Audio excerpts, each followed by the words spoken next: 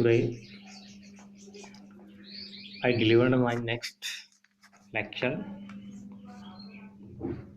which is related to motion in straight line, chapter 3rd, physics 11.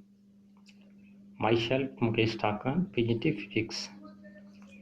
Student, in our previous lecture I have taught you about the concept of motion, rest and mass. Now we will proceed concept of point mass object. Student, when we considered any object as a point mass object, point mass एक concept है. Actual में there is no object which we can take as a point, or you can say that as a point size.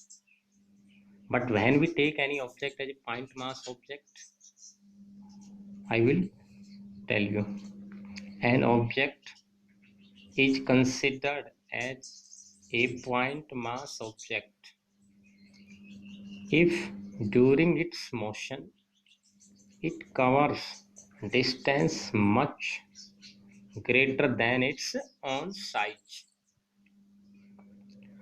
अगर दोस्तों कोई भी object अपने size के comparison में काफी लार्ज डिस्टेंस कवर करता है, then we considered it at a point mass object.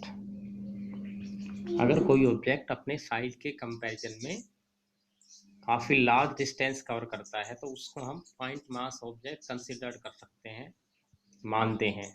ठीक है, यहाँ पे साइज कोई मैटर नहीं करेगा कि ऑब्जेक्ट का जो एक्चुअल साइज है वो कितना है. एक स्मॉलर से स्मॉलर ऑब्जेक्ट अगर थोड़ा डिस्टेंस ट्रेवल करता है तो उसको हम पॉइंट मास ऑब्जेक्ट नहीं कंसिडर कर सकते. बट अगर एक लार्ज ऑब्जेक्ट भी अपने साइज के कंपैरिजन में काफी large distance travel करेगा, then you can take it as a point mass object. You can see the example.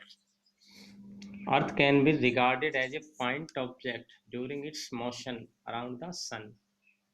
जब सन के अराउंड अर्थ रोटेट होती है तो उसका जो डिस्टेंस है उसके डायमीटर के कंपैरिजन में काफी लार्ज है, इसलिए earth can be regarded as a point mass और point object. But if a car traveling a distance which is not very large as compared to its size, then car cannot be taken as a point object.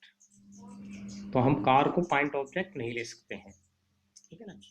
अर्थ इतने larger size होने के बावजूद भी जो अर्थ का motion है सन के around, उसमें हम अर्थ को एक पॉइंट मास ऑब्जेक्ट ट्रीट कर सकते हैं. बट अगर कोई कार अपने साइज के कंपैरिजन में थोड़ा डिस्टेंस ट्रेवल करे तो उसको हम पॉइंट मास ऑब्जेक्ट नहीं मान सकते. ठीक है, so this is the concept of point mass object. Now next is frame of references. Student, frame of references एक सिस्टम होता है कोऑर्डिनेट एक्सिस के लिए. The system of coordinate axis attached to an observer. किसी observer के साथ में जो कोऑर्डिनेट एक्सिस का सिस्टम अटैच्ड होता है, having a clock with him with respect to which it can describe position, displacement, acceleration, etc. of a moving object. Okay. वो coordinate axis का सिस्टम जो किसी ऑब्जर्वर के साथ अगर हम अटैच करें तो उसकी हेल्प से वो किसी भी मूविंग ऑब्जेक्ट की पोजीशन, डिस्प्लेसमेंट और एक्सेलरेशन को डिस्क्राइब कर दे. This is known as frame of references. इसी को हम उस का फ्रेम ऑफ रेफरेंस बोलेंगे. मतलब कौन से कोऑर्डिनेट एक्सिस में कोई ऑब्जेक्ट लाई कर रहा है, उसका मोशन लाई कर रहा है, वो उसका फ्रेम ऑफ रेफरेंस होगा. Path length and displacement. और next topic is path length and displacement. Student, path length की जब हम बात करते हैं, it is the actual distance कोई भी ऑब्जेक्ट जिस पाथ को एक्चुअल में फॉलो करता है ड्यूरिंग इट्स मोशन, उसे हम उसका पाथ लेंथ बोलते हैं, means actual distance travelled. The length of actual path traveled by any object in a given time is called its path's length। कोई भी ऑब्जेक्ट अपने मोशन के दौरान जो एक्चुअल पाथ फॉलो करता है, उसको ट्रैवल करता है, वो उसकी पाथ लेंथ होती है। This is called path length of.